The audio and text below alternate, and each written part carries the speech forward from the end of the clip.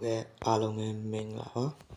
ကျွန်တော်ဖတ်ပြပေးခြင်းနဲ့စာအုပ်လေးကတော့ဇေယဘူမိဆိုတဲ့စာအုပ်လေးတော့ပဲဖြစ်ပါတယ်အရင်ဆုံးသူ့ရဲ့ပထဝီဝင်အနေအထားအကြောင်းလေးကိုရေးထားတဲ့အတွက်ကြောင့်ဒါလေးကိုအရင်ဖတ်ပြမယ်ပေါ့နော်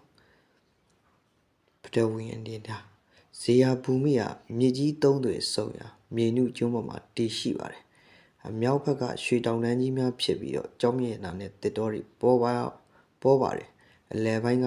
မြေလက်လွင်ပြင်ဖြစ်ပြီးကမ္ဘာအကောင်ဆုံးစံစပါးနဲ့သီးနှံတွေထွက်ရှိပါတယ်တောင်ဘက်ကတော့ငွေရောင်ကမ်းခြေဖြစ်ပြီးနိုင်ငံတကာနဲ့ကုန်သွယ်နိုင်တဲ့စိတ်ကမ်းကြီးတွေရှိပါတယ်နံပါတ်2ကတော့အခြေခံအုတ်မြစ်ချမှတ်ခြင်းကတော့လွန်ခဲ့တဲ့နှစ်ပေါင်း900ခန့်ကဘယင်မဟာဗလကနိုင်ငံကိုစတင်တည်ထောင်ခဲ့ပါတယ်သူချမှတ်ခဲ့တဲ့မူဝါဒကတော့အလုတ်တီတာယတနာဆိုတဲ့မူဝါဒပါ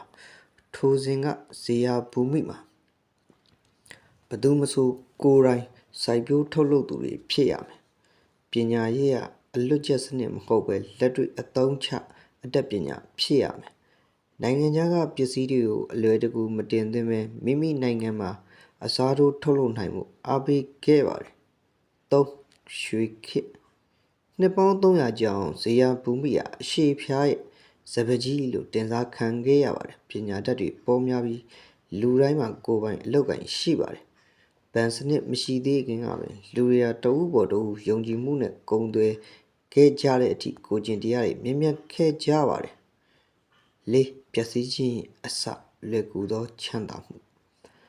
နိုင်ငံတော်စတင်ပြိုလဲဖို့အကြောင်းဖန်လာတာကတော့လွန်ခဲ့တဲ့နှစ်ပေါင်း90ကမြောက်ဘက်တောင်ထဲမှာနီလာရောင်ကြောင်မီးသွေးလို့ခေါ်တဲ့အလွန်တန်ဖိုးကြီးတဲ့တယံဇာတအသစ်ကိုတွေးရှိခဲ့ရကစပါတယ်ဒီနေရာမှာဒီဝတ္ထုရဲ့အဓိကအချိုးအကွေ့ဖြစ်တာတွေကစတင်လာပါပြီတက်ကတော့စိုက်ပျိုးရေးကိုစွန့်လွတ်ခြင်းလူတွေကပင်ပန်းလေမထွန်မဲ့အစားတောင်ပေါ်တက်ပြီးကြောက်တူးဖို့စရာထက်သန်လာကြပါတယ်ပညာရေးကိုလက်လူရှုခြင်းပညာတက်လဲဒီလောက်ပဲရတာကြောက်တလုံးတွေ့ရင်တတိဖြစ်ပြီးဆိုတဲ့အတွေးခေါ်ကလူငယ်တွေကြားထဲပြန့်နှံ့သွားပါတယ်အလွယ်လန်းလိုက်ခြင်းအစိုးရနဲ့ကုန်ငယ်ကြီးတွေကကိုယ်တိုင်ပစ္စည်းထုတ်ဖို့မကြိုးစားတော့ပဲတယံဇာတကိုရောင်းပြီးရလာတဲ့ငွေနဲ့ပြည်ပကအတုံးဆောင်မှန်သမျှကိုအဆမတန်တင်သွင်းသုံးဆွဲလာကြတာပါဒါရတနာဂီရဲ့မြင်ကွင်းလေးမွတ်တော့ရန်အချိန်ဖြစ်တော်လေရတနာဂီမြို့တော်ကြီးမှာတိတ်ဆိတ်မနေပါသို့တော့ဤတိတ်ဆိတ်ခြင်းမှာစီကားခြင်းနောက်ဆက်တွဲမဟုတ်ပဲစိုးရိမ်ပူပန်မှုရလက်တာဖြစ်သည်မြို့ဟောင်း၏အုတ်တိုင်းအနည်းတွင်အဖိုးဖို့တူကကလေးငယ်တစုကိုပုံမြင်ပြောနေသည်မြေတို့ဟိုးရှိတော့ငါတို့နိုင်ငံမှာရွှေနှင်းကားတစ်ပြားရှိ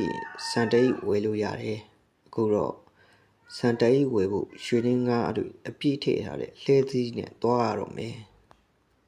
ကလေးငယ်တွေကနားမလဲသလိုကြည်နေကြသည်သူတို့သိတာကယနေ့မနက်အိမ်မှာထမင်းညံ့အောင်ကောင်းကောင်းမစားခဲ့ရခြင်းသာဖြစ်သည်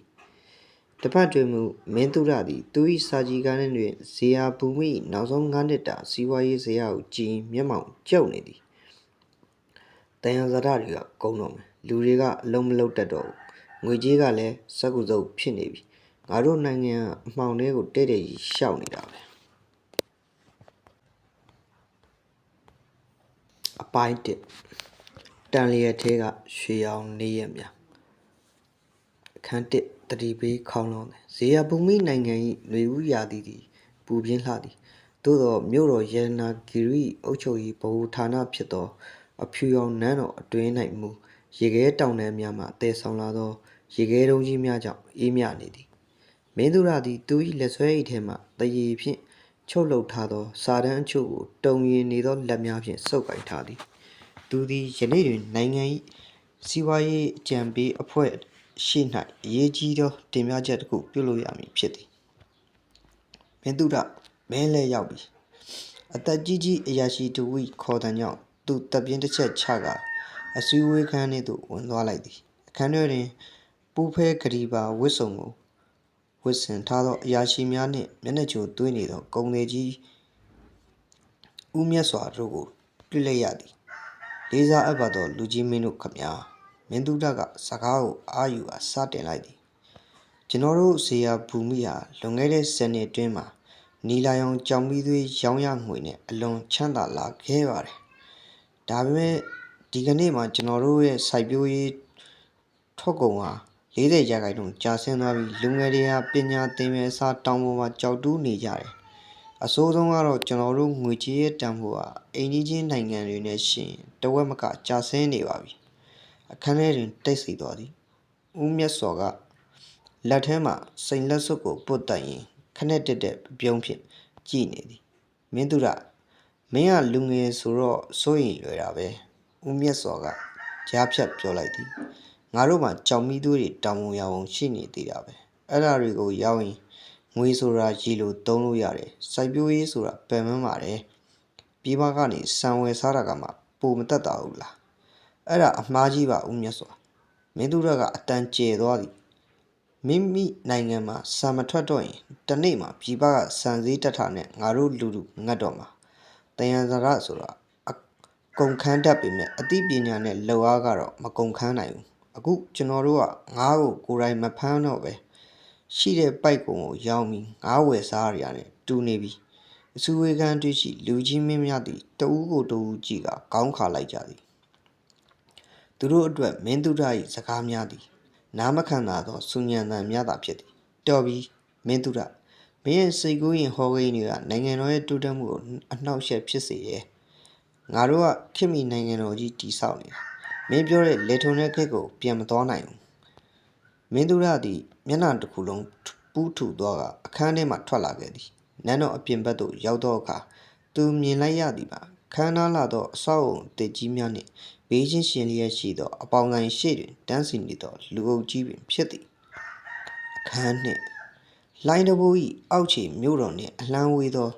မြေလက်လွင်ပြင်ရှိရာရွာလေးတရွာတွင်မနှင်းတယောက်ညစာအတွက်ပူပန်နေရသည်အဖေဒီနှစ်စပားတွေကမှဲ့ုံရှိသေးတယ်ကြောက်တူးတဲ့သူတွေစီကစွန့်ပစ်ရည်တွေကြောင့်အကုန်ပြက်ကုန်ပြီမနီးအဖေအဖိုးကိုသည်ချောင်းတော့ဖို့ဆိုရင်နယံကိုမှီထားသည်တစ်ချိန်ကတန်မာခဲ့သောလယ်သမားကြီးသည်အခုတော့အာရင်ကုန်ခန်းနေပြီအေးရွာတွေကလူငယ်တွေလည်းတောင်ပေါ်ပဲတက်ကုန်ကြပြီသမီးလေလုံးမဲ့သူမရှိတော့ဘူးကုန်တယ်တွေကလည်းစဘာဈေးကိုသူတို့စိတ်ကြိုက်နှိမ်ဝေနေကြတယ်မင်းင်းသည်လက်ထဲမှပတ်စံအိတ်အစုပ်လေးကိုကြည့်လိုက်သည်မနေ့ကရောင်းရသောပတ်စံဖြင့်ယနေ့စားတထုတ်ဝယ်ရမယ်မလောက်တော့ဘူးကုန်စည်နှုန်းများကမြင်းဟုန်တကလူတက်နေသည်သူမသည်ဝေးကွာလှသောမြို့တော်ဘက်သို့လှမ်းကြည့်တွေးနေမိသည်ငါတို့စီမှာယရနာတွေပေါ်ပါတယ်ဆိုတာတကယ်ပဲလားတကယ်သာပေါ်ရင်ငါတို့ဘာလို့ဒီလောက်ဆင်းရဲနေရတာလဲ